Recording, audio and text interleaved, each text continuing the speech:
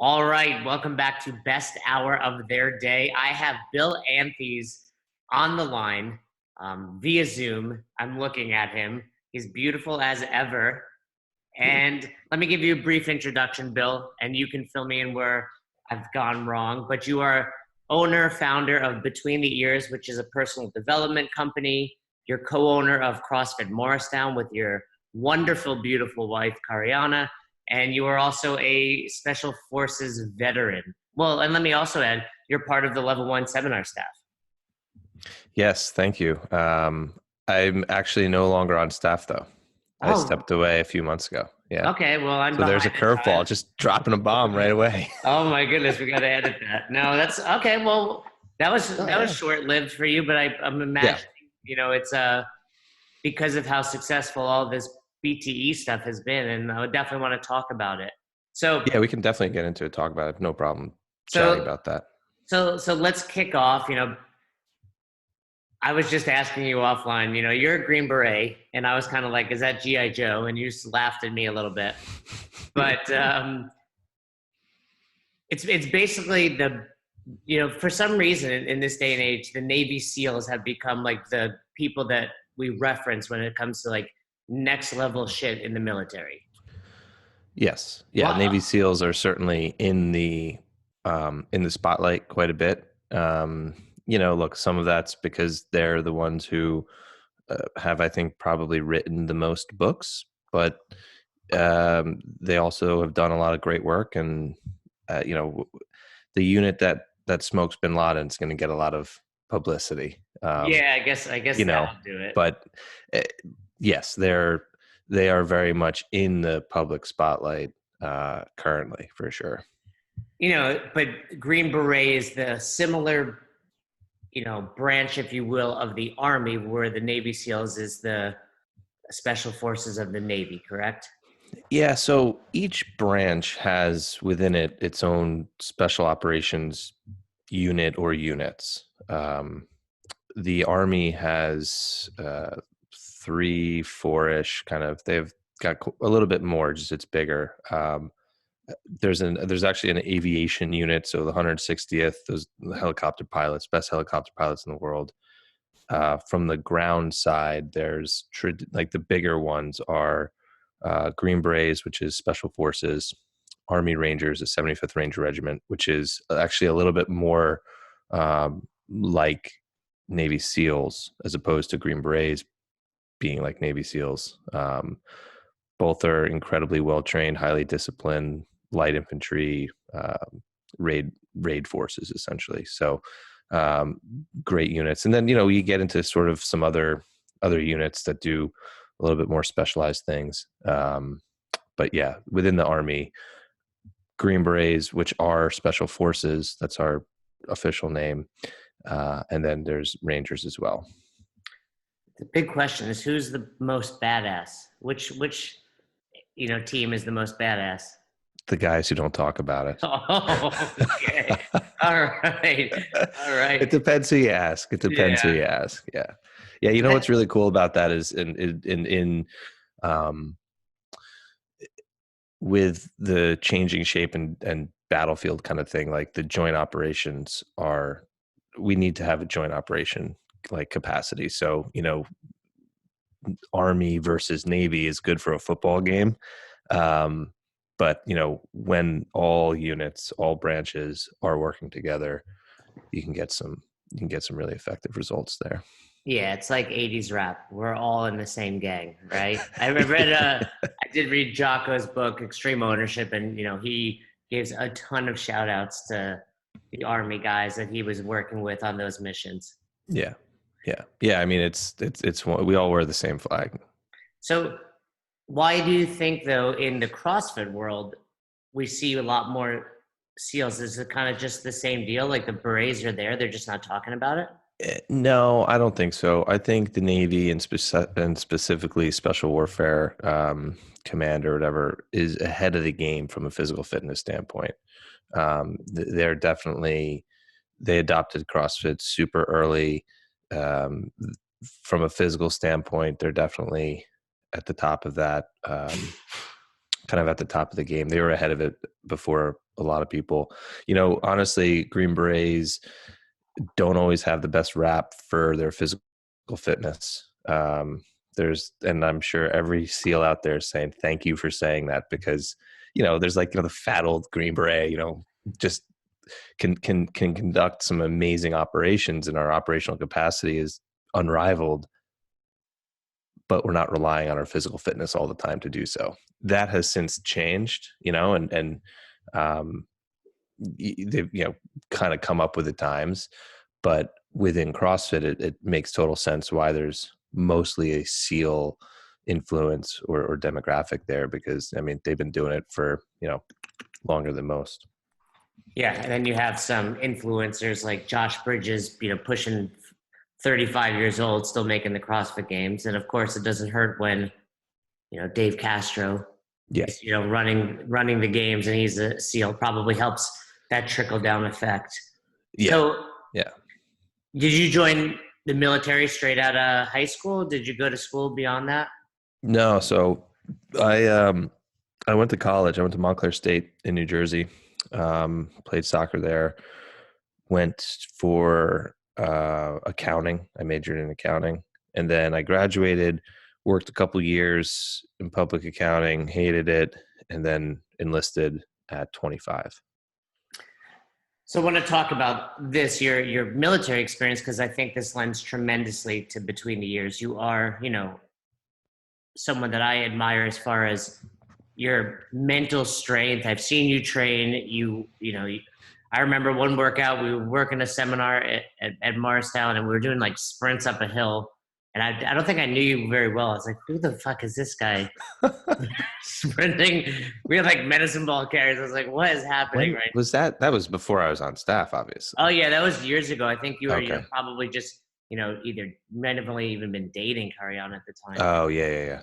Oh, I think it was James working that one. Yeah, yeah, yeah. Yeah, So I it's like remember that. That you was and a James, that and was then a storied hill sprint yeah. workout. Well, I was pulling in the rear, but anyway, Yeah. when you enlist beyond school, do you come in as an officer, or are you enlisted at that point? Yeah, so I had the option, because I had a college degree, to go the OCS route, Officer Candidate School. I declined that because that wasn't the job function or the career path that I wanted to take. I wanted to go into special operations as fast as possible and right away. And so I rejected the bait to go officer route and enlisted. And the contract that I enlisted with was, basically they're saying, all right, you want to try out to become a Green Beret, go for it. But if you fail at any point in any time, you get, recycled to the needs of the Army. So most people that enlist, or most people that go in after college, typically go the officer route. But for me, the job function was way more of a priority than the job title or the officer enlisted thing. I didn't care about that. Basically, you're saying you knew you wanted to be a Green Beret. That's why Yeah. you were enlisting. So you go to it. You have to go through standard Army boot camp, and then your special warfare training, or I'm Yeah, not so sure the what you call that. pipeline, is long. It's about 2 years. You enlist, you go to infantry basic training, AIT, whatever, one station unit training is what they call it. It's a few months of just standard stuff, basic stuff, easy stuff, and then you go to airborne school, which is also located at Fort Benning. So you learn static line parachuting, like think World War II, kind of band of brothers jumping in, that thing. Um, then after that, they throw you on a bus and you drive up to Fort Bragg, North Carolina, and that's kind of where it starts to get real.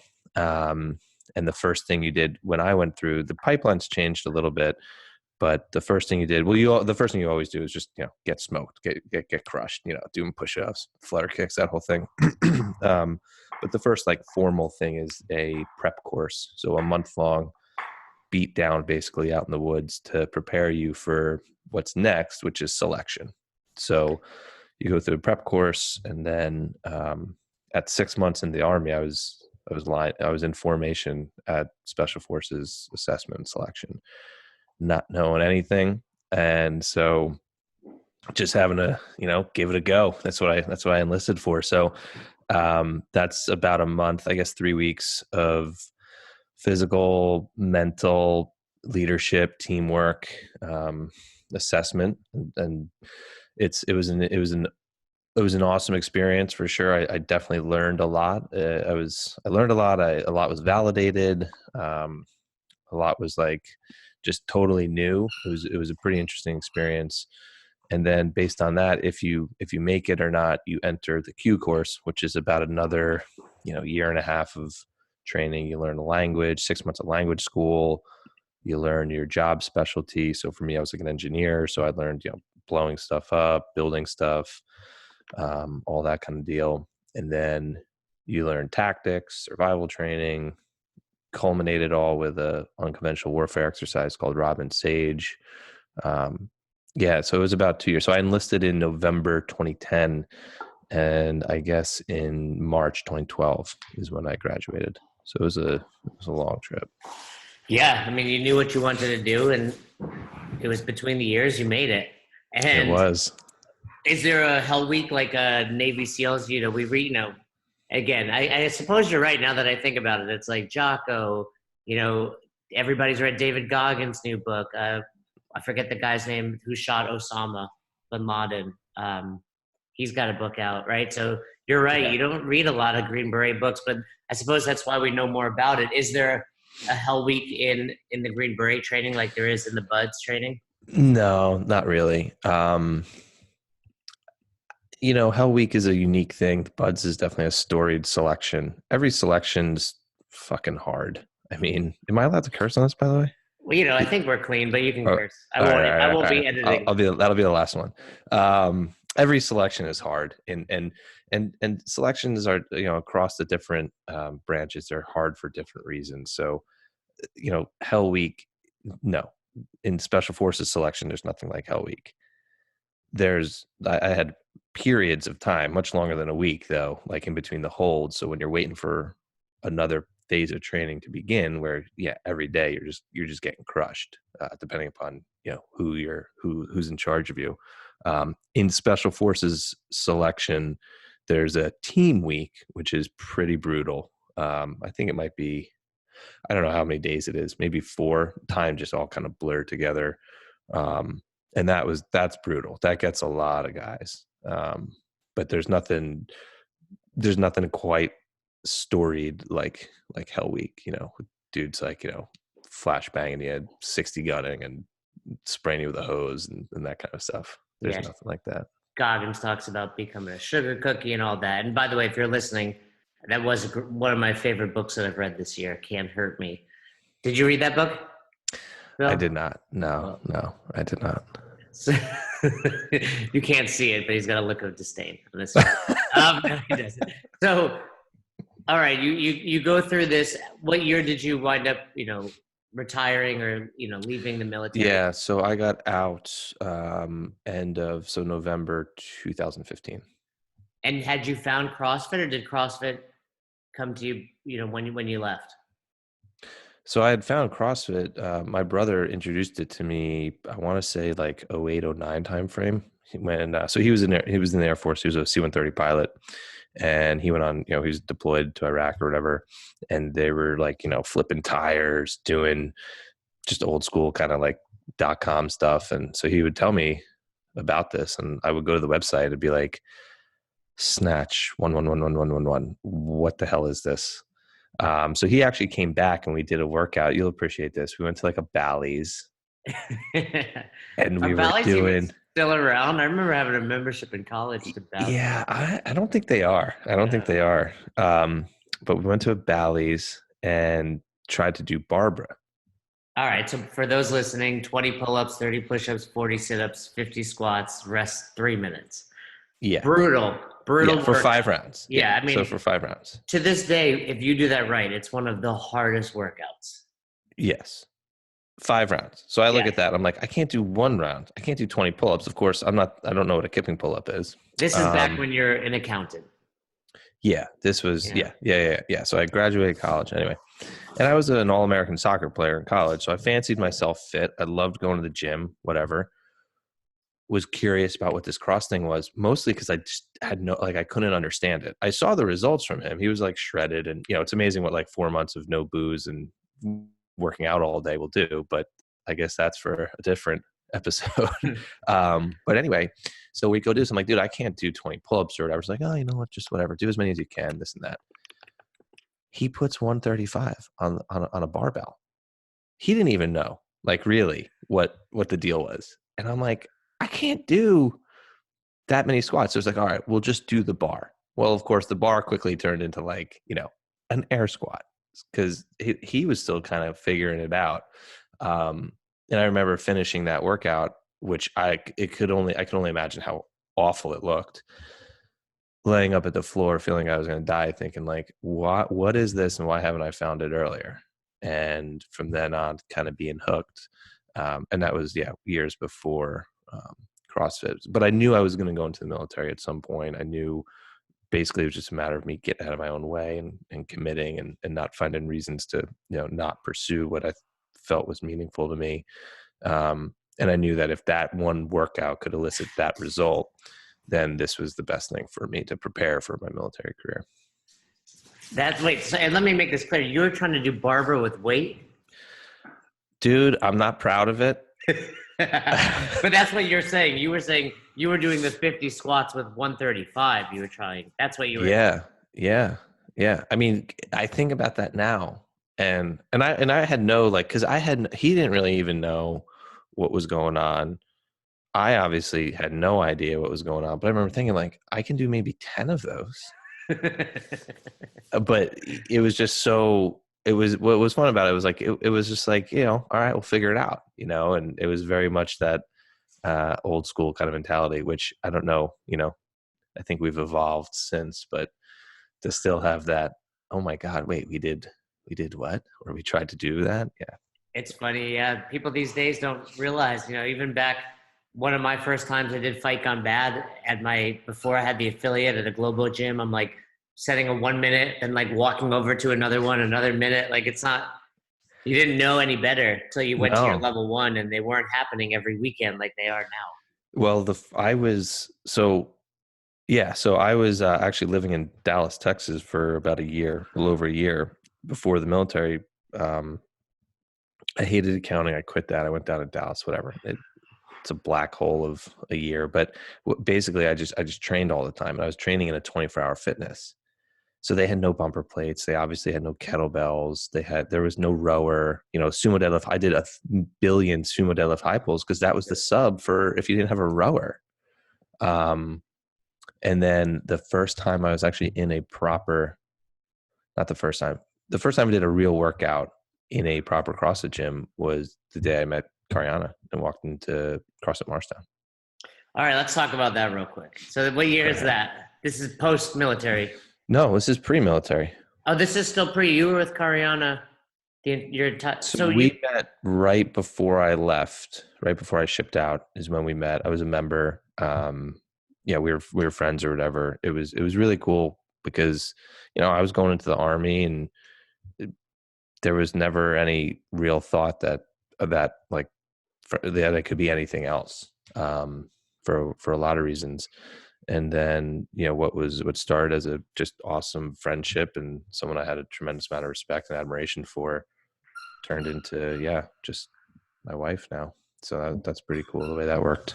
If you're listening, just so you know, Kariana, now Anthes, I think her last name maybe in CrossFit was Dixon I think at one point. Is that right? Her maiden name or, first marriage. Look her up. Yeah. She's one fit woman. She was a longtime part of seminar staff. If you watch the games for years, she was Dave Castro's kind of right-hand girl, as were you, and years later, right-hand man, just like Dave's got people and, he's got a busy life, and Kariana is, the glue of what holds that together. So, and she runs an amazing box, which we're about to talk about, but definitely check her out. She's intimidating. She's yelled at me numerous times, made me cry. So let's, so So what for someone listening, I guess what's that like? You're a member, you walk into the box, and all of a sudden, a few years later, you're married to the owner. How does how does that happen? From people listening, like I own a box, and maybe I have a crush on a member, or I'm a member and I really like this. What's that like for someone? It's funny because it kind of falls into that like uh stereotype or or whatever. What's the word I'm looking for? Just like the, oh yeah, marrying a member, dating a member or whatever. Yeah, But exactly. That well, it's funny. I think Coach Glassman has a quote that says something along the lines of like two things happen with CrossFit. You either, quit your job and get a new job, or you find and establish new relationships, be that, marital or just social relationships. And yeah, so, so there was a buddy of mine that I went to school with, like grammar school with, a couple of years older than me, but he just started coaching at Morristown. And so we had both kind of been in the like doing CrossFit kind of in the Globo gym kind of thing. And so when I moved back, I was like, hey, like looking for a gym or whatever. He's like, yeah, I just started coaching up here. Come on up. So I was just going up to check the gym out. No real interest in joining it, or I didn't know. I was just going to go like say hi. Like I've been away for a while. So walked up. I was actually late for the class, which like totally just irritates me to this day. So I considered just turning around and going home, because I'm like, I'm not going to show up late. Like I'll just say, I got in traffic, or, make some lie up or something. I'm not going to be late. But I was late. I walked in, and yeah, Kay was like, hey, like basically, who are you? And I said, oh, I'm Bill. I'm a friend of Mike's. I'm just here to, check out, just say hi or check out the gym or whatever. She's like, all right, well, do you want to work out? And I was like, yeah. And it was actually Fight Combat. So that was, I think, that might have been the second time I was ever on a rower outside of my level one. My level one was the first time I was on a rower. I had my level one. I took that before. in Texas. Yeah. I took that in Texas. And yeah, so then I was like, all right, this is awesome. I want to, join and whatever. Joined, and yeah, we just got to chatting and had, we'd get coffee a bunch. It was like a small group of us, like 5 or 6 after the class, would just always go get coffee and just hang out. And I had nothing to do because I was going into the Army in 3 months. So right on. Yeah. And then, it just really kind of developed super honestly and authentically and organically. And then, I was in the military for the first year. I don't think we were able to actually talk, due to like technology not being within my reach, like phone being, somewhere not close to me. I think I calculated it was like 9 months. So we wrote a lot of letters, which was really cool. And that, I do a lot of writing now. We still write, and that was, I think, what started a lot of my new relationship, what it would be a new relationship with writing, and uncovering some really amazing results that happen when you put pen to paper. You get to know yourself better, and you get to know whoever you're writing to pretty well as well, just because of the different mode of communication. So, yeah. And then, a couple years go by, and just obviously the gym is growing and talking about different things and offering a little help here, a little help there, a little bit more and more each time, to, yeah, being in an ownership role, which I don't know, maybe it's been good, maybe it hasn't been. I think I'm not the person that can answer that question totally. Well, I want to talk about that. I mean, owning a business with your spouse, you're now married. You guys have been married maybe 3 or 4 years at this point, right? Yeah. Um, so I want to talk a little bit about that, but I do want to touch now upon, your movement and your company between the Mm-hmm. years.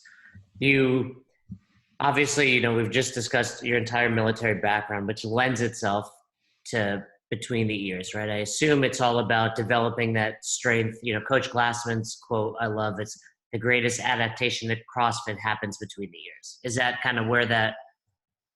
Yeah, that's totally where the name came from. So I heard that quote. I think it was, I think what really got me hooked is that was one of the first kind of maybe bits of media that I came across early on when I was like going across the.com and just watching everything, reading everything possible, just couldn't consume enough of it.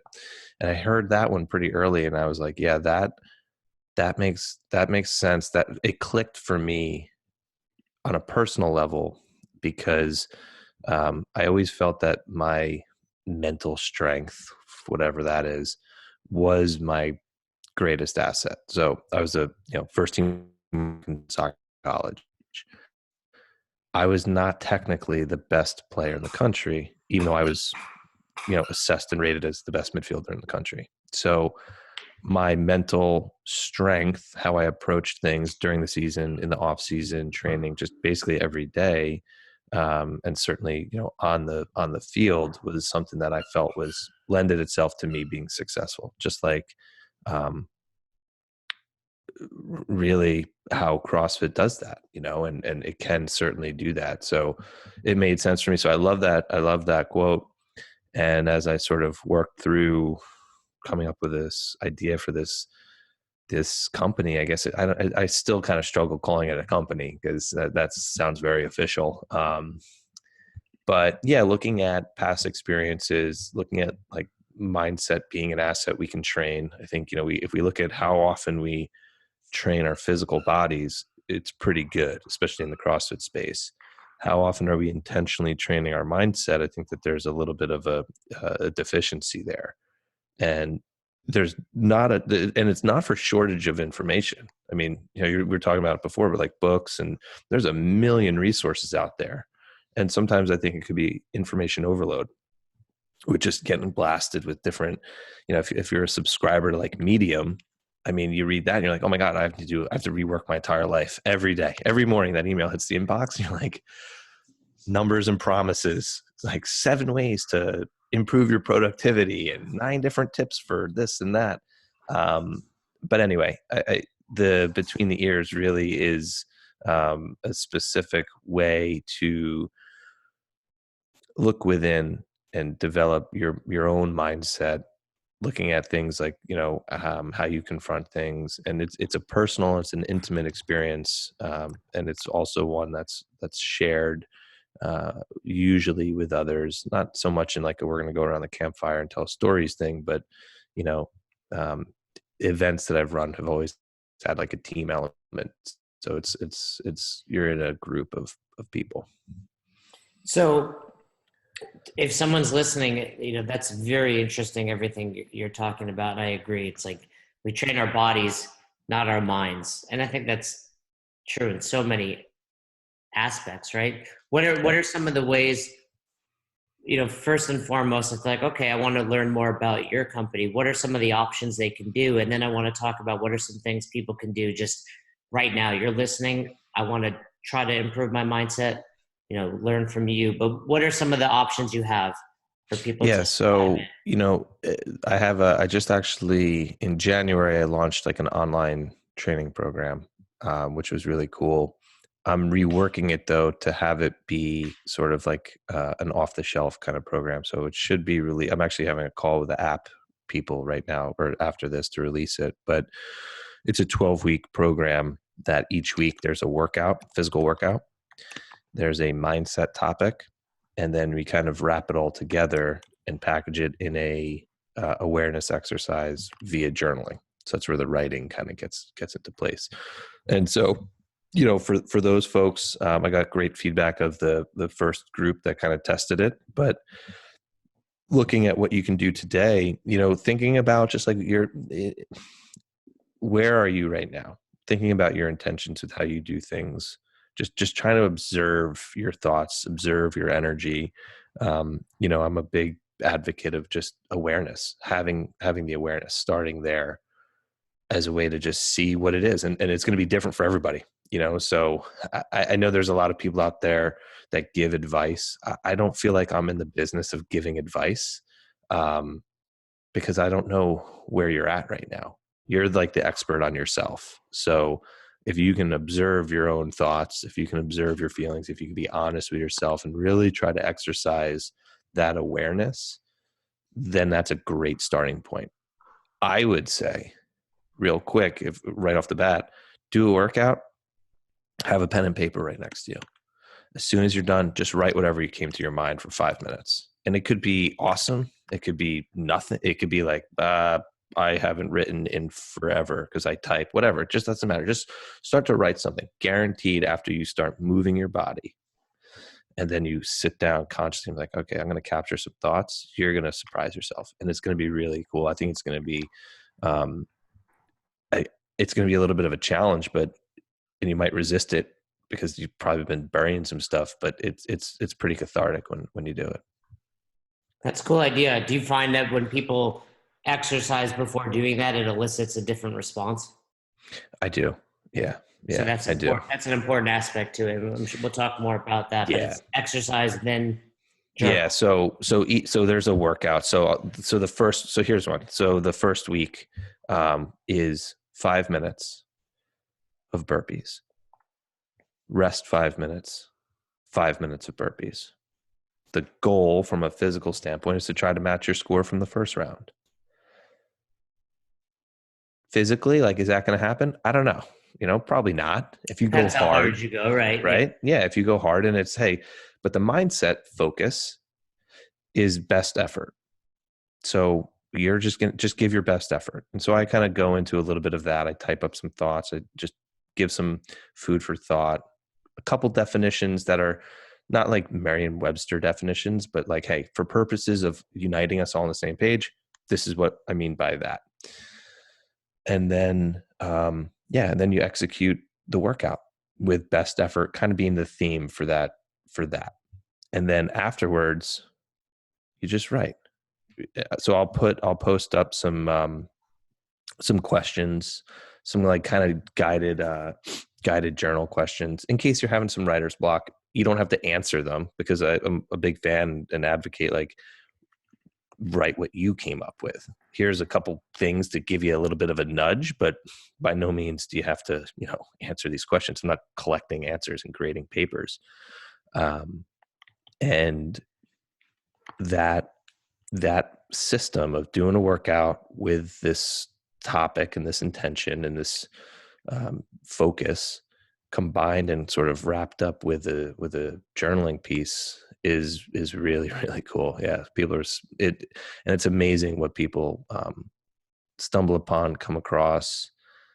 And I just don't think you can access that via just being on the couch and journaling. There's nothing wrong with that, but the combination of moving your body and then exercising your mind in that form of journaling, it's like why Fran is effective, because it's thrusters and pull-ups. If it was one or the other, it wouldn't be Fran, right? It would just be thrusters or it would just be pull-ups. That workout is so effective because of the complementary movement there.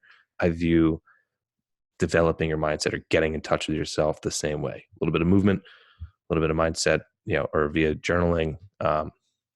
It's a awesome combo. Yeah, I'd imagine it's, the endorphins, the dopamine rush you're having lends itself to all of that. Yeah, and sometimes, there's some weeks in the program that it's tough to really think about the mindset topic, and that's fine. Like, you don't have to. It's not something that you're going to, like, throughout the entire duration of the workout be thinking about this ethereal thing, so and that's okay. Afterwards you can kind of be like, all right, yeah, where was I at? But there's certainly some workouts that lend themselves a little bit more favorably to, like, having that topic for that week be really front and center. And then there's others that are just like, I'm just trying to survive the workout, and it's usually pretty simple. It's not like Amanda or, snatches or muscle ups or anything crazy. It's very, very simple. Anybody can do it, totally scalable. But I'm not going to pull any punches either. I'm going to push you. Yeah. And I think, what you said earlier for the listeners to catch on, it's like, hey, just start writing. Yeah. A lot of times people are like, am I writing about the right thing? They're thinking so much. It's like, just write about the fact that you don't know what to write. That's fine. Yeah, that's fine. As long as you get the pen moving, you're doing good, because it'll continue to go. And you kind of just, whatever you're thinking, transmit that through the pen and you'll be good. And use a pen and paper. Don't use a keyboard. Don't thumb your phone. Use a pen and paper. There's a very, you just can't get the same, you can't get to the same depths via technology. Okay, I want to ask you about that. But before that, my question is, you must come across people that just think in the negative. Yeah. And I see that at the box. I can't do this, or in their mind. And I learned from Greg Amundsen at his goal setting seminar back in the day. It was always trying to talk to you. He talks about a positive self-talk. How is somebody listening? How can they start to work through that, overcome that? So one of the things, of course, it's, if somebody's, let's just say somebody's saying like, I can't do that. And we're talking about whatever, a strict pull up, or if we're talking about inside of the gym, there's a difference between you can't, or you not being able to do something and you being an awful human being. And I think, unfortunately, a lot of times people associate not being able to do a pretty high level skill with being less than. So one of the things, like to triage that in that moment, because there's in my mind, there's a lot of work, deep work that has to happen for that sort of split to occur, right? If somebody's constantly in the negative, if they're kind of a victim mindset, it's there's no little trick or tip, I think, that's going to work. But to stop the bleeding and to triage it in that moment to get you kind of through your day, I encourage people to just accept and move on. Accept and advance, acknowledge it and advance. And like, I can't do that. Okay. Yes, you can't do that. Move on. Don't get stuck there. And because that's a bad space. So that acceptance piece, which is so easy to say to folks. I mean, every time I say that to someone personally, I feel like a little bit of a hypocrite because I struggle with acceptance and self-acceptance just like anybody else. But I do see that loop just recurring over and over with folks where it's like, hey, just accept it and advance and move on. How you go about doing that and your experiences certainly some can be more powerful than others. And that's where I think, with the events that I've run, some of those teaching points happen get people at their lows. Just because it'll be, maybe 4 a.m. and they're super tired and they have no idea where they are. And like, no one's coming to help you. So that sounds like fun. So if someone's listening to like, I'm paying to get, be up at 4 a.m., but that's where the magic happens, right? You kind of make those breakthroughs similar to a boot camp where it's like, you need to be broken down to make that happen for your life. Yeah. I mean, the events are pretty cool. And there's an element of needing to just have some time to punch below some layers here. Everyone's fired up usually at the beginning and like the first hour, maybe 2 hours. And I'm not just like making people do push-ups for, eternity or screaming or yelling at people. That's not my style. But yeah, when we've been going for 4 or 5 hours and the standard remains the same, and if, hey, you're here for a reason, like you came here for a specific reason and everyone has their own reasons. It takes some time to get deep, but I shouldn't say that. Maybe there's one person who I felt like was really good at resisting and just resisted the entire thing. And, hey, they missed the training value. Not me. I'm not going to apologize for that, but it takes some time to get to that level. And that's kind of what the events do. So talk to me about journaling. I have a journaling practice, but it is on the computer. Yeah. So what's the value of, for someone listening and they've never journaled, they feel like I'm not a 14-year-old girl. I don't need a diary. Yeah. And I started and it was very similar. Like, I was like, what am I going to write about? And most first mornings would always be like, I got a good night's sleep. And then it would I'd wind up writing about things I didn't know were on my mind. So what's your opinion and why is the pen and paper so valuable? So I think one, journaling does a couple things. It's very cathartic. So it allows you to clean out some thoughts and kind of get rid of some junk. And just like you would, just like you do the dishes every day, you clean off those plates so you can eat on them again. Journaling is a way to kind of download and clean out some of the thoughts that you have going on. When those things are sort of cleaned out, then what you give way for are these other thoughts where you're like, man, I didn't even know that was in there. And it's like, yeah, of course you didn't know that because you were clogged up with all this other crap. So you have to remove that a little bit. The other thing I think journaling does is it gets you to access a part of your brain that's tough to access just by thinking. And that's where I really think the connection between that and the physical form of writing it down is kind of like it's like the key in the lock. Like the way of writing pen and paper is the right size key to fit that lock of that part of the brain we're trying to access. I think I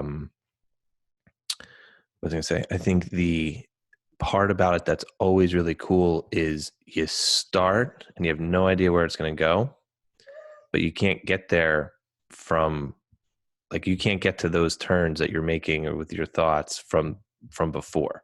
Like you don't have the script already written. You have to just kind of go through it and write. And after a couple sentences, if you're listening to yourself, they're going to come up. It's funny because, okay, so being in like the mindset kind of world, I guess, I don't know if that's what it is, but I hear a lot of people say like, just you can control your thoughts. I think that's the biggest lie there is. I do not, you can help direct them, but to truly control them 100%, not happening. They come naturally and just they pop up and spontaneously. This whole mind control thing, nobody's that strong. I hate to break it to you. You're not that strong. So, but if we listen to them, if we acknowledge them, if we can kind of see them, and anybody that has any sort of like meditation experience is like that's a big thing. Like a lot of times people think like, oh, well, if I'm thinking about something, I'm meditating incorrectly. And it's like, no, you're doing it right. How are you observing your thoughts though? And are you kind of hopping on board with them and letting them take you, downstream, or are you just sort of watching them and here they come, there they go, and what's your stillness like? So I think journaling is a kind of moving form of meditation in a way. Yeah, I agree with that. I think, agreed 100%. It's not about, it's like accept in advance, like you said earlier. You can't control your thoughts. They pop into your head from 40 years of life experience. The best thing you can do is accept that thought, be it positive or negative, and move on. And Yeah. It's the same with meditation. I try to meditate, and I say try because I'm not good at it, but the days I know I did better, I'm like, okay, I didn't think of anything for a minute. It's never a minute. It's like 3 seconds. But something does pop into my head. This morning I did it and I'm thinking about you and the other people I'm going to chat with, questions I'm going to ask. And you want to think about those questions, but instead I'm like, okay, that's there. Accept it, push it away, and go back to that. Yeah. And that's the thing. And, I think like there's some days where, and there's a bunch of different forms of meditation and whatnot. And, each of them have their own, different kind of use and whatnot.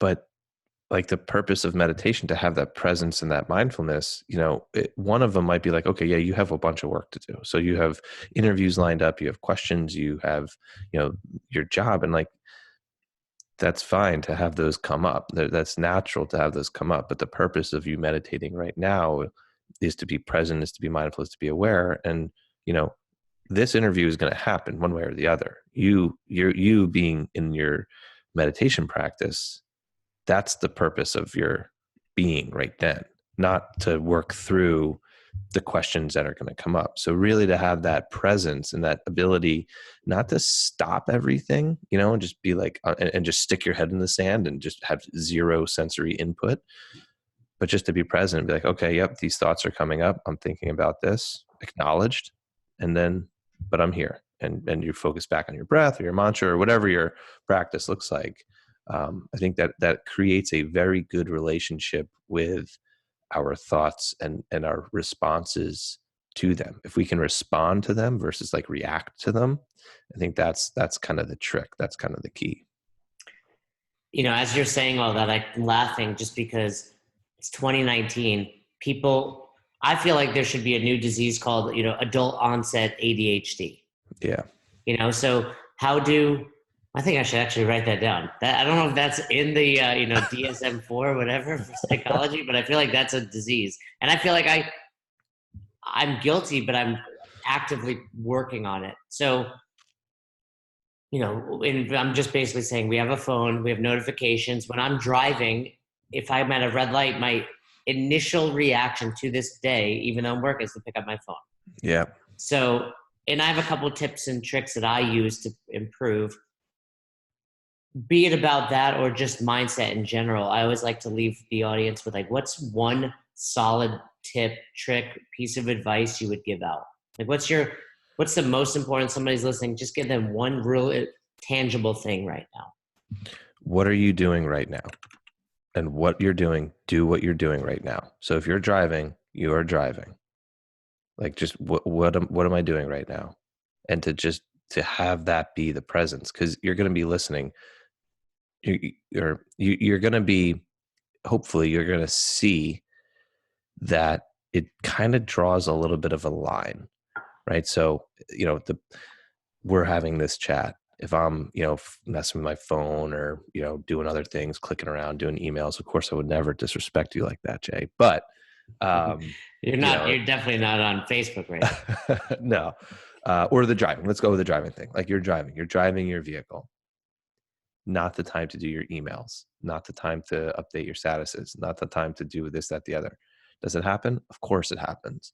But just a simple thing we can do is, hey, what am I doing right now? And I'm going to do that. I'm going to do that. And not really making all of these, well, but I'm overstressed, I'm overburdened, I've got too much going on, because like, you're right, you do have too much going on. You need to do something about that.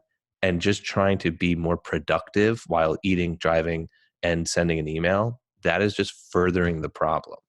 So you need to establish that boundary and honor that boundary, and to have that presence and that mindfulness. And, mindfulness gets a bad rap,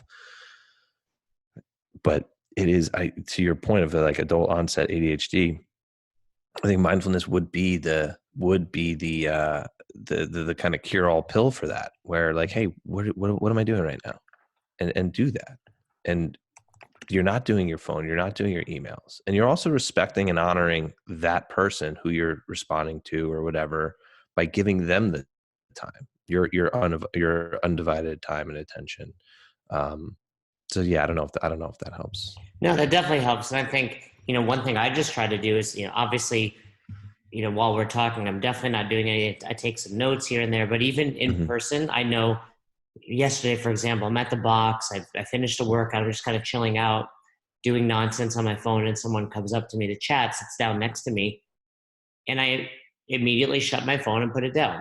Granted, Yeah. I was doing something. He, interrupted me, if you will, but it's like, Sure. these are human people and, human beings, and they deserve you. Just if someone's listening, I don't even have to tell them, but look around at wherever they're going, everyone's on their devices. No one, Kariana actually funny, used to be one of the people that would yell, like at Saturday night dinner, trainer dinner. She would be like, all right, phone's in the middle. Yeah. That's funny. I didn't even think of that till I just, picture it popped into my head. I remember her, and it's true. Like, we're at dinner, like these are our friends, our loved ones, and we're on social media with strangers.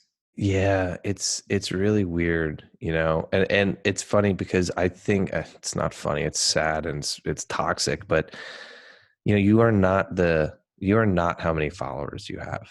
You are not how many likes you have, and it's crazy because these are things we're telling teenagers. We have a 14, 11-year-old, and these are things we're really trying to message kids, but we need to message ourselves as well. And what are you missing? We were just in Wales for a week, and it was amazing. It was so great because I think I charged my phone once because I wasn't using it. The internet was off, the data was off, everything was off, and the phone was just like an afterthought. And guess what? The world kept going. The sun came up, the world spun around the sun, life carried on. And I think we've got that FOMO, or that fear of missing out, or you always got to stay connected, but it's robbing us of the present. It's really robbing us of presence, and a whole slew of, I think, just bad behaviors going on. You are a driven individual. I want to give people the opportunity to find out more about you. But before that, I always have a couple questions I like to ask everyone. What's your morning routine look like, Bill? So currently, I roll out of bed and I do What 20 push-ups. what time is that?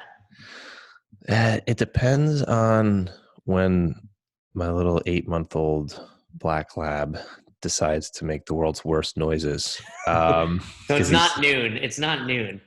no. So I'll set my alarm for 5:30. Okay. I'll set my alarm for 5:30. Sometimes it's a little bit before then. Sometimes it's the 9-minute snooze after. This is why the Navy SEALs have the edge. Jocko's up at 4:30. He's Yeah, I sleeping know. in. I know. He's I'm got just his gonna tape workout my eyes open. I'm not gonna even in. sleep. Who cares? Um, yeah. So I'll wake up at 5:30. I'll roll out of bed. I'll do 20 push-ups. Take the What's the puffs out. significance of that? So I start my day with a little bit of movement, and it's a goal. It brings me to this like awareness. It exercises this awareness muscle, I think. And I wake up and it's like, hey, I'm going to do this little ritual. And I'm going to just do 20 push-ups. It started actually as just wake up and do as many as you can. And that was actually really humbling, because you get like 13 in and you're like out of breath. The dogs are like, what the hell is happening? Kay's pissed off because I'm Making like this noise. weirdo. So I just figured, hey, I'm just going to start doing 20. And then each week I'll add 5. But so just do a set of push-ups, take the dogs out. Anyway, the significance too is like, yeah, you start with a little bit of a win. You just start with a movement, you get your body going. It also is just a jump start to wake you up. And it just kind of goes in line with how I like enjoy life. So I'll do that, and then take the dogs out, make some coffee, unload the dishwasher. Then I'll do I do the morning pages. Are you familiar with The Artist's Way? No, I'm Julia not. Cameron. Oh man, so highly recommend that. Is that a website? A book? It is a book, yeah. So Julia Cameron, it's about kind of tapping into some creativity. I haven't done her. She actually has a 12-week course. I haven't done the full thing. It's in the book, but like the right now do thing is what she calls the morning pages.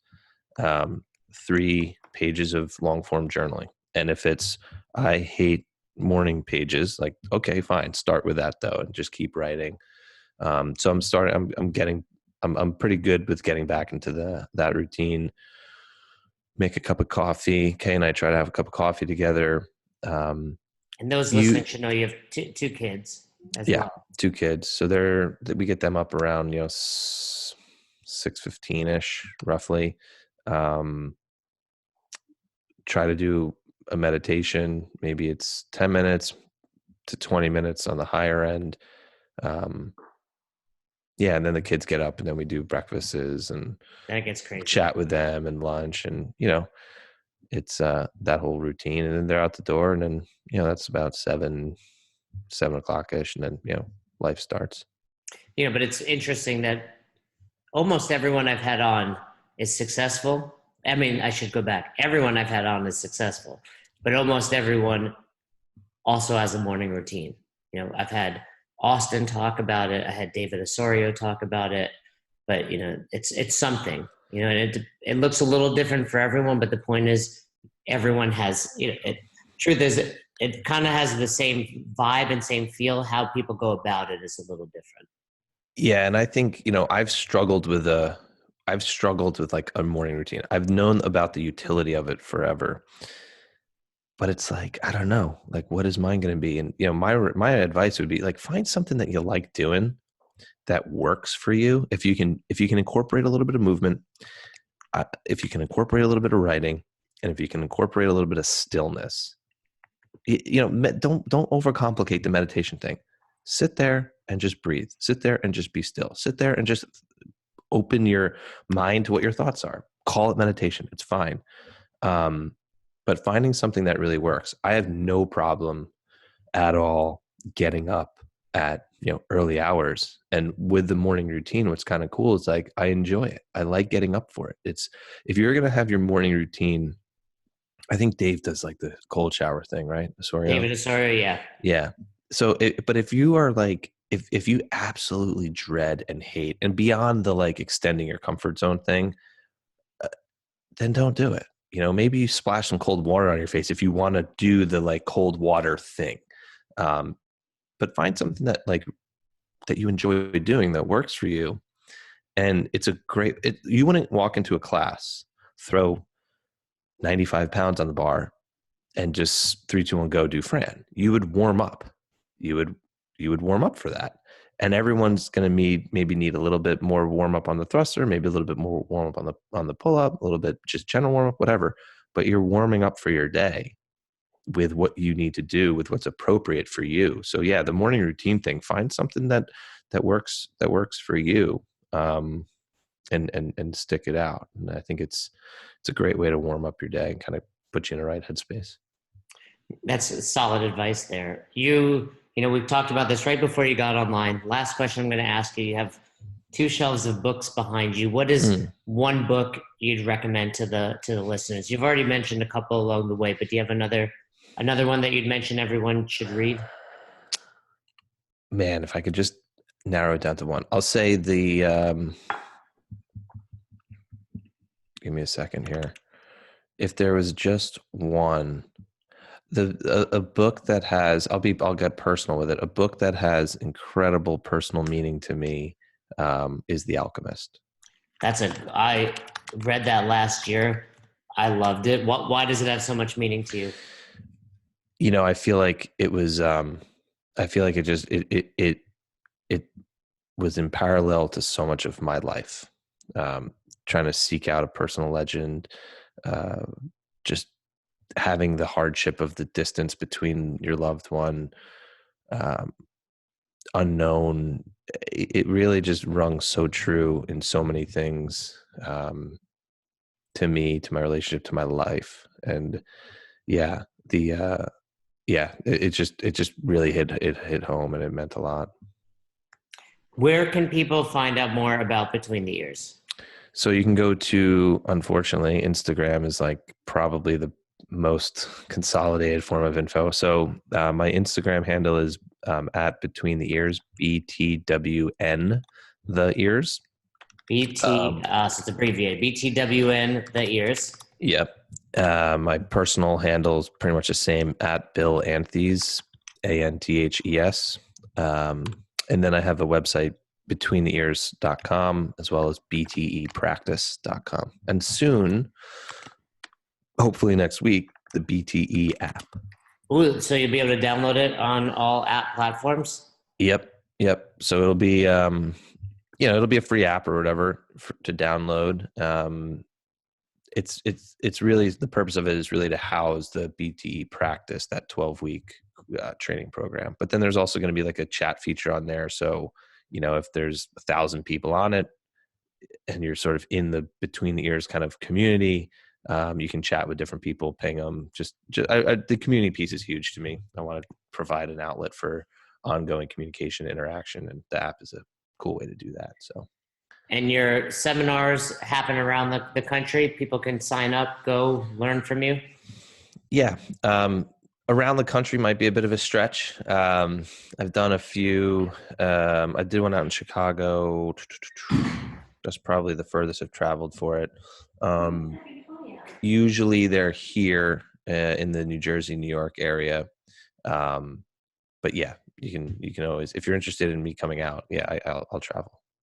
Awesome. Well, I'm sure people might want to do it. They can have you at their box. They can have you at their community. I do want to, I know we've chatted about it. Yeah. I want to get to it. I want to have you help me bust through plateaus. So I appreciate it. And I appreciate you being on here.